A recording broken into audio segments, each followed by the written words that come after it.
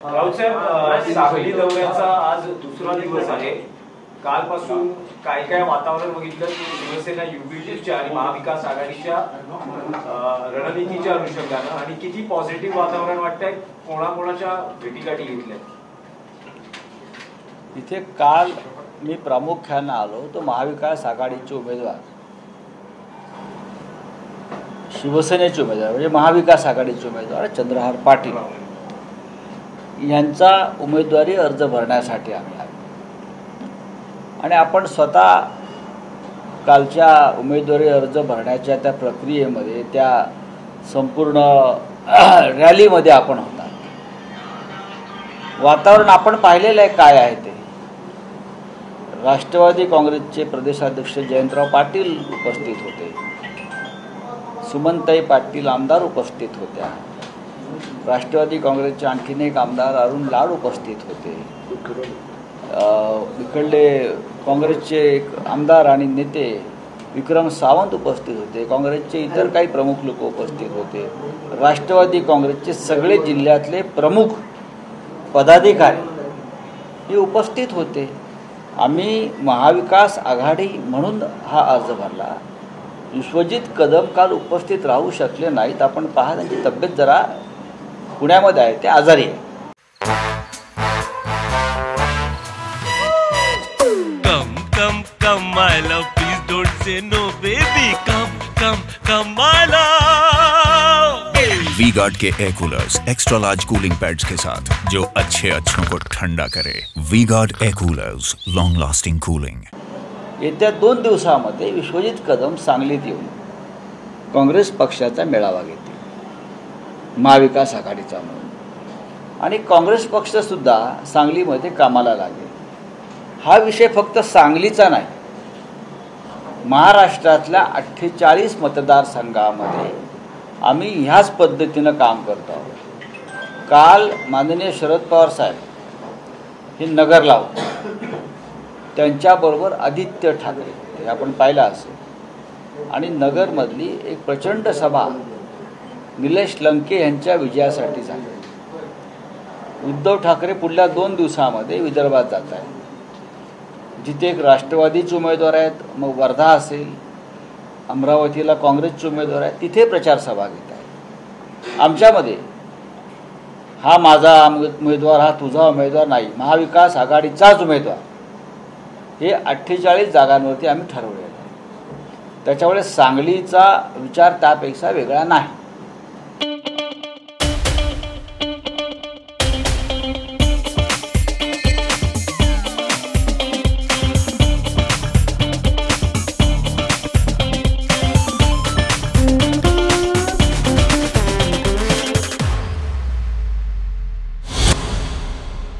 विशाल पाटील यांची अपक्ष उमेदवारी अजून कायम आहे. तुम्ही म्हणाला होता की समजूत काढू, प्रयत्न करू. विशाल पाटील हे समजूतदारच आहेत. विशाल पाटील हे वसंतदादा पाटील यांच्या कुटुंबातले एक प्रमुख सदस्य आहेत. वसंतदादा पाटील त्यांचे आजोबा आहेत. जेव्हा जेव्हा देश आणि देशाचं स्वातंत्र्य संकटात आलं, तेव्हा सांगलीतल्या वसंतदादा पाटील यांच्यासारख्या क्रांतिकारकांनी बरं का देशाच्या शत्रूशी युद्ध केले. कोणताही व्यक्तिगत आणि राजकीय स्वार्थ न पाहता. आणि विशाल पाटील यांचा DNA तोच आहे. त्यांचा आणि माझा उत्तम संवाद आहे, तुम्हाला मी सांगतो. त्याच्यामुळे विशाल पाटील, मला वाटत नाही की आपल्या क्रांतिकारक आजोबांच्या विचारांपेक्षा कोणती वेगळी भूमिका घेतील. पण काल जयंत पाटीलही असं म्हणाले की 1-on-1 फाईट झाली तर महाविकास आघाडीचा विजय निश्चित आहे. एकाच एक फाईटच होईल. फाईट जयंतराव जे म्हणतात त्याच पद्धतीनं नाही. पण विशाल पाटील यांची जर उमेदवारी कायम राहील, तुम्ही काय चिंता करता विशाल पाटलांच्या? आम्ही करू ना, आमच्या कुटुंबातले सदस्य आहेत ते. विशाल पाटील हे महाविकास आघाडीच्या कुटुंबातले प्रमुख सदस्य आहेत. वसंतदादा पाटलांचं कुटुंब आणि बाळासाहेब ठाकरे आणि शिवसेनेचं कुटुंब यांचा अत्यंत घनिष्ठ संबंध आहे. आणि मी पुन्हा पुन्हा सांगतो की विशाल पाटील यांच्याशी आमचा उत्तम संवाद आहे. या क्षणीसुद्धा लोकशाही आहे, काही भावना असतात, प्रत्येकाची इच्छा असते. मी हे अनेकदा मान्य केलं आहे की शिवसेना इथे लोकसभा प्रथमच लढते. परंपरेनं ही जागा काँग्रेस लढत आलेली आहे, याच्याविषयी कोणाच्या मनात दुमत नाही. पण महाविकास आघाडी म्हणून ही जागा शिवसेनेच्या वाट्याला आलेली आहे. त्याच्यामुळे आम्ही जर कोणी अस्वस्थ असतील, नाराज असतील आमचे सहकारी, तर आम्ही नक्कीच त्यांच्याशी चर्चा करून मार्ग काढू. विशाल पाटील यांची भेट झाली म्हणायचे का रात्री? संवाद सुरू आहे का? संवाद असू नये? वसंतदादा कुटुंबांच्या व्यक्तींशी आमचा संवाद का असू नये? ज्या वसंतदादांनी महाराष्ट्राचं नेतृत्व केलं, देशाचं नेतृत्व केलं, त्यांचे आणि बाळासाहेब ठाकरेंचे अत्यंत घनिष्ठ संबंध होते. जेव्हा जेव्हा महाराष्ट्रावर संकट आलं तेव्हा पक्षभेद विसरून वसंतदादा पाटील हे शिवसेनेच्याही मागे उभे राहिले आणि ठामपणे महाराष्ट्राचा स्वाभिमान म्हणून उभे राहिले. अशा कुटुंबातल्या प्रमुख व्यक्तीशी आताच्या आम्ही संपर्क का ठेवू नये, संवाद का ठेवू नये? आमच्यामध्ये कोणते वाद नाही. ते तुम्ही म्हणता संवाद अजून आहे का? संवाद आहे ना. अशा वेळेस महाविकास आघाडी आणि शिवसेना युबीटीच्या विजयासाठी तुमची आणि विशाल पाटील यांची भेट होऊ शकते का? का नाही होऊ शकत? का होऊ शकत नाही? विशाल पाटील काय आमचे शत्रू आहेत का? मी मगासपासून सांगतो आमच्या कुटुंबातले घटक आहेत. उद्धव ठाकरे यांच्या मनात विशाल यांच्याविषयी अत्यंत प्रेम आहे आणि विशाल पाटील यांच्या मनामध्ये आमच्याविषयी आदर आणि प्रेम आहे. जेव्हा असेही नाती असतात तेव्हा मला असं वाटतं की आपण जो विचार करताय तो चुकीचा आहे. उद्धव ठाकरे दलित विरोध असल्याचा मिलिंद देवरा यांनी आरोप केलेला आहे. कोण मिलिंद देवरा? दलित विरोधी म्हणजे काय? मिलिंद देवरा ज्यांचं अख्खं आयुष्य कुटुंबाचं काँग्रेस पक्षात गेलं, काँग्रेस पक्षात गेलं आणि त्यांनी एका राज्यसभेच्या खासदारकीसाठी टुणकन उडी मारून त्यांनी ज्या एका गटात प्रवेश केला तर त्याच्यामुळे काँग्रेस पक्ष हे बोलत नाही आहे त्यांच्या तोंडून. कुठला तरी एखादा गट त्यांच्याकडनं वदवून घेतोय आणि आम्हाला दलित विरोधी बोलण्याचा अधिकार त्यांना काय? ते ज्या पक्षामध्ये आहेत किंवा ज्या गटामध्ये आहेत तो पक्ष या देशाचं संविधान खतम करण्याच्या मागे लागलेलं आहे. डॉक्टर आंबेडकरांना खतम करण्याच्या मागे लागलेलं आहे. ते आम्हाला सांगतात आम्ही दलित विरोधी आहोत. 400 पारचा नारा कशा करता देत आहेत हे लोक? त्यांचेच लोक सांगतायत आम्हाला संविधान बदलायचं आहे डॉक्टर आंबेडकरांचं, आम्हाला दलितांचं आरक्षण रद्द करायचं आहे. हे जो पक्ष सांगतोय त्या पक्षामध्ये मिलिंद देवरा आहेत हे लक्षात घ्या. उद्धव ठाकरेंनी एका मुलाखतीमध्ये पुन्हा एकदा फडणवीस यांच्याबद्दल काही खुलासे केले. त्यामध्ये आदित्यांना मी मुख्यमंत्री तयार करतो, त्यासाठी मार्गदर्शन करतो, मी नंतर राष्ट्रीय राजकारण. हे खरं आहे. उद्धवजींनी सांगितले सत्य आहे. राऊतसाहेब, भुजबळांनी नाशिकमधून माघार घेतली आहे. काल पत्रकार परिषदेत त्यांनी घोषणा केली. त्यांचं म्हणणं असं आहे की नाशिकची जागा घोषित करण्यास उशीर होतोय आणि महायुतीची कुठे अडचण होऊ नये यासाठी आपण नाशिकमधून माघार घेतो. मुळात नाशिकमध्ये आता कोणीही उमेदवार आला तरी शिवसेनेचे उमेदवार राजाभाऊ वाजे हे एवढे पुढे गेलेले आहेत. भुजबळ कोणत्याही परिस्थितीमध्ये नाशिकामध्ये जिंकत नाहीत ही त्यांना खात्री पडली. त्याच्यामुळे त्यांनी आता कोणाला जर जागा दिली असेल तर त्यांना फक्त आपलं डिपॉझिट वाचवायचाच प्रयत्न करायचा आहे नाशिकमध्ये, बाकी काय. आदित्य ठाकरेंना प्रमोट करताय तुम्ही मुख्यमंत्रीपदासाठी, कुठं बिनसलं त्यावेळी फडणवीसांनी शब्द पाळला? मला असं वाटतं की उद्धव ठाकरे साहेबांनी आपल्या मुलाखतीमध्ये सगळ्या गोष्टी स्पष्ट केलेल्या आहेत. मुलाखत पूर्ण आपण वाचल्यावर त्याच्यामध्ये आपल्याला सगळे खास कळगे कळतील. मोदीचं पॅटर्न आहे, शिंदे 2 महिन्यानंतर दिसणार आहेत असं प्रकाश आंबेडकरांनी सांगितलेलं आहे. प्रकाश आंबेडकर अनेकदा खरं बोलतात आणि त्यांना चांगलं उत्तम भविष्य कळतं राजकीय. आम्ही सुद्धा गेल्या काही दिवसापासून हेच सांगतोय, लोकसभा निवडणुकीनंतर महाराष्ट्राच्या राजकारणामध्ये एकनाथ शिंदे आणि अजित पवार हे दोन्ही नेते आणि त्यांचे पक्ष अजिबात दिसणार नाही. भाजपने गळून ढेकर दिलेली असेल. रावसाहेब, महाविकास आघाडीचं जागा वाटप पूर्ण झालं, प्रचार सुरू झाला, काही जागांवर मतभेद होते तेही आता हळूहळू संपुष्टात येत आहेत. पण अशा वेळेस महायुतीच्या साधारण 8 जागा अजूनही उमेदवार घोषणा करणं बाकी आहे. अशा वेळेस काय अडचणीचं ठरतं आहे महायुतीत जागा वाटप पूर्ण करण्यासंदर्भात? आता त्यांच्या अडचणी त्यांना माहिती ना. त्यांच्यामध्ये माझा अंदाज काही नाही. माझा अंदाज असा आहे की भारतीय जनता पक्ष आणि त्याच्याबरोबर जे 2 गट आहेत जे स्वतःला ओरिजिनल काँग्रेस किंवा राष्ट्रवादी किंवा शिवसेना समजतात, या 3 पक्षामध्ये कोणताही ताळमेळ नाही. महाराष्ट्रातलं वातावरण असं आहे की अनेक ठिकाणी त्यांच्या त्या महायुतीकडून उमेदवार लढायला तयार नाही आहे, उमेदवार नाकारतायत. त्याच्यामुळे उमेदवारी ठरवण्यामध्ये अडचणी येणार. उमेदवार मिळत नाही आहेत त्यांना अनेक मतदारसंघामध्ये, त्यातले 8 मतदारसंघ आहेत. इंदापूरमध्ये अजित पवारांनी सांगितलेलं आहे की मी निधी देतो, तुम्ही खटाखट बटन दाबा. हा भंग होत नाही का आचारसंहितेचा? झालेलाच आहे ना. हा आचारसंहितेचा भंग आहे, ही धमकी आहे, हा दहशतवाद आहे. आणि महाराष्ट्रातला निवडणूक आयोग जर डोळ्यावर पट्टी बांधून बसला असेल या बाबतीत, तर हे या लोकशाहीचं दुर्दैव आहे. आदित्यला मुख्यमंत्री बनवूनच दिलेलं जाईल असं फडणवीस म्हणाले होते. आदित्यला मुख्यमंत्री बनवूनच दिलेलं जाईल असं फडणवीस म्हणाले होते. एका वृत्तपत्रात दिलेल्या मुलाखतीमध्ये आहे ना, त्याच्यावर मगाशी उत्तर दिलं की उद्धव ठाकरे यांनी जे मुलाखतीत सांगितलेलं आहे ते सत्य आहे आणि हे मलाही माहिती आहे. राऊसाहेब, महाविकास आघाडीच्या प्रचार सभांमध्ये राहुल गांधी आणि उद्धव ठाकरे हे कधी व्यासपीठावर लवकरच एकत्र येतील. पाहायला मिळतील? लवकरच काही, येतील. सभा होणार आहेत का? लवकरच होतील. पुढल्या ज्या 5-4 फेसेस इथे आहेत, टप्पे आहेत, त्याच्यामध्ये राहुल गांधी आणि उद्धव ठाकरे एका व्यासपीठावर तुम्हाला प्रचारात दिसतील. छत्रपती कुटुंबाने राजश्री छत्रपती शाहू महाराजांच्या नावाला साजेस असं काम केलं नाही असं मंडलिक यांचे पुत्र वीरेंद्र मंडलिक यांनी वक्तव्य केलेलं आहे. त्याच्यावरती आता कोल्हापूरमधले भारतीय जनता पक्षाचे किंवा शिंदे गटाचे किंवा अन्य काँग्रेसचे नेते आहेत ते उत्तर देतील ना. कोणी काय कोणाला साजेसं काम केलं ते पाहावं लागेल. पण एका पक्षाच्या तिकिटावर निवडून येऊन त्या पक्षाशी गद्दारी करून दुसऱ्या पक्षात जाण्याचं काम तरी कोणी केलेलं नाही ना, जे मंडलिकांनी केलेलं. पंतप्रधानांचे दौरे वाढायला लागलेत महाराष्ट्रात, भीती ठिकाणी धाकधूक आहे असं वाटतंय का? नाही, धाकधूक म्हणजे असं की पाय लटपट आहेत त्यांचे.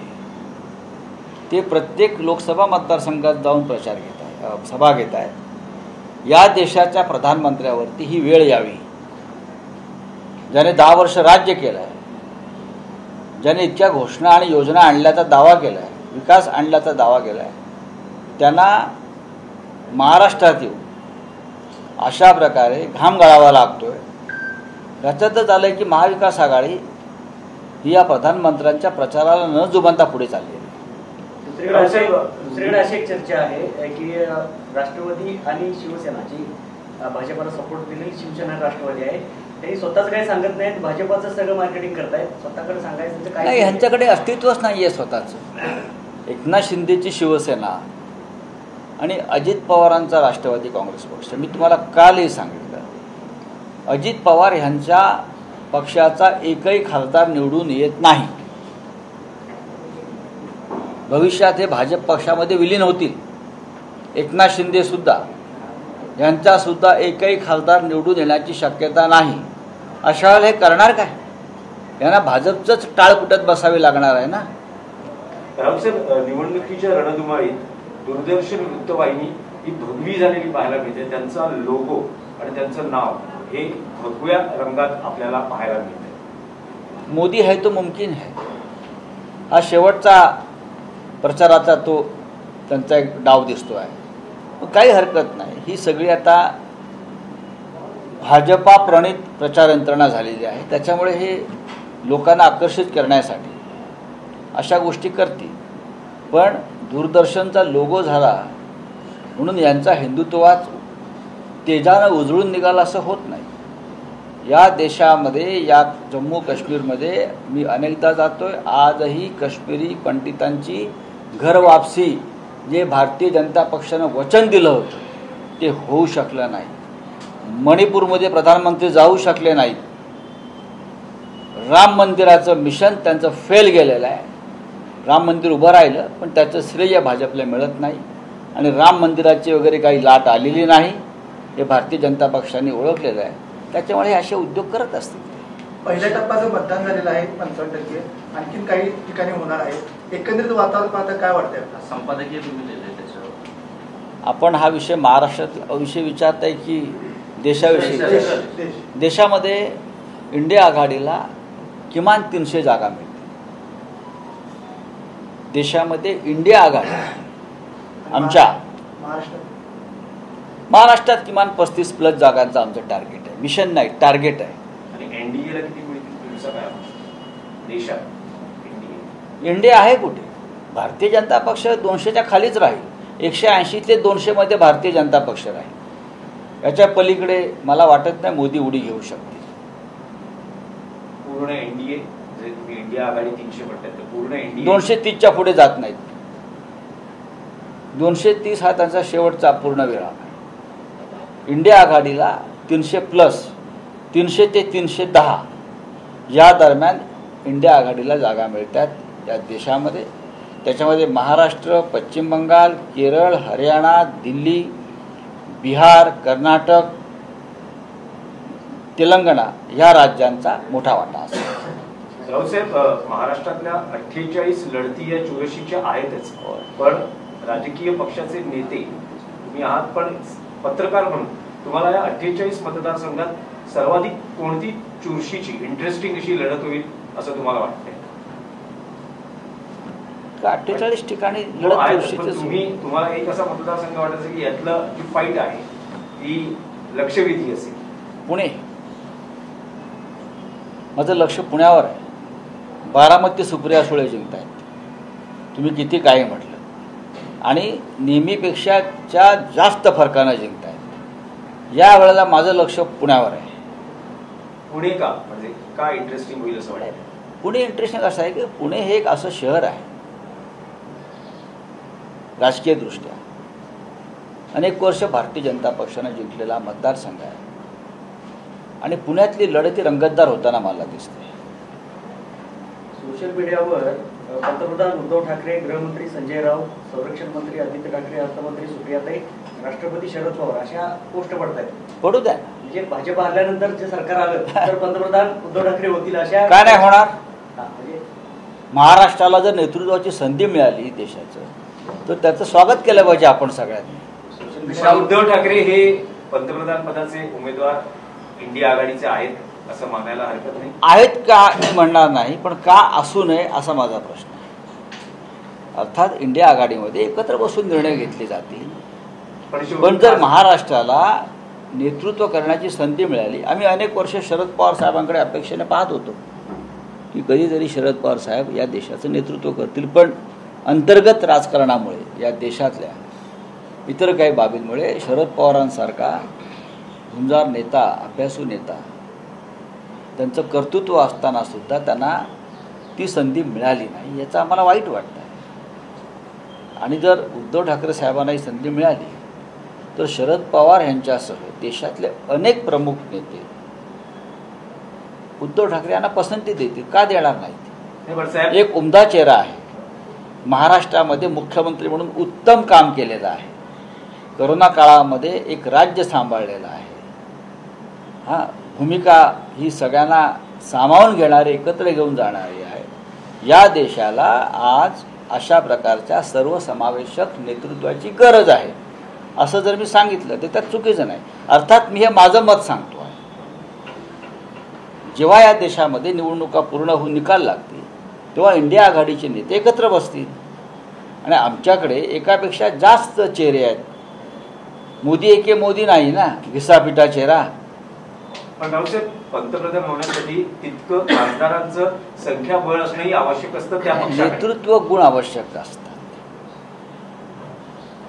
स्वीकारार्हता आवश्यक असते. उद्या जर ममता बॅनर्जी, अखिलेश यादव, अरविंद केजरीवाल या घटक पक्षांनी ठरवलं की आम्हाला अमुक अमुक अमुक नेता प्रधानमंत्री म्हणून चालेल, मी असं म्हणत नाही की हात चालेल, अशा वेळेला तुम्ही काय करणार आहात, आणि काँग्रेस पक्षानंही त्यांना पाठिंबा दिला तर संख्याबळाचा काय प्रश्न येतो. वसंतदादांच्या राजपक्षात तुमचा उत्तम संवाद आहे, तर त्याचा रिझल्ट कधीपर्यंत भेटेल? कारण जिल्ह्यामध्ये असं चित्र आहे की महाविकास आघाडीचं अजून शेवटपर्यंत. महाविकास आघाडीचा उमेदवार जाहीर झालाय. चंद्रहार पाटील माझ्या बाजूला बसलेले आहेत. विशाल पाटील यांनी एक वेगळी भूमिका घेतलेली आहे, एवढंच म्हणणं आहे. महाविकास आघाडीमध्ये कोणते मतभेद नाही आहेत.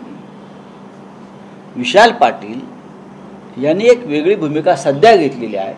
आपण 22 तारखेपर्यंत वाट पाहू ना. आमचा त्यांच्यावरती विश्वास आहे पूर्णपणे. काँग्रेसने सांगितलेलं आहे की बीजेपी साऊथ मध्ये साफ होईल आणि नॉर्थ मध्ये हाफ येईल. मगासपासून मी काय सांगतोय, मग मी काय वेगळं सांगतोय का? की 300 जागा जेव्हा आम्ही जिंकतोय तेव्हा दक्षिणेमध्ये भारतीय जनता पक्षाला एकही जागा मिळत नाही आहे. उत्तर प्रदेशमध्ये भारतीय जनता पक्ष 50च्या पुढे जात नाही. 30 जागा भारतीय जनता पक्षाच्या कमी होतात. मी आकड्यात नाही, मी अभ्यास करून सांगतो आहे. राजस्थान, मध्य प्रदेशमध्ये भारतीय जनता पक्षाच्या जागा कमी होत आहेत. हरियाणा, दिल्लीमध्ये भारतीय जनता पक्षाच्या जागा कमी होत आहेत. आणि अशी सगळी बेरीज केली तर नरेंद्र मोदींचा भारतीय पक्ष 200च्या आत ऑल आऊट, आणि जी तुमची काय एनडीए वगैरे म्हणताय ती 220, 230 ऑल आऊट, आणि आम्ही ट्रिपल सेंचुरी पार.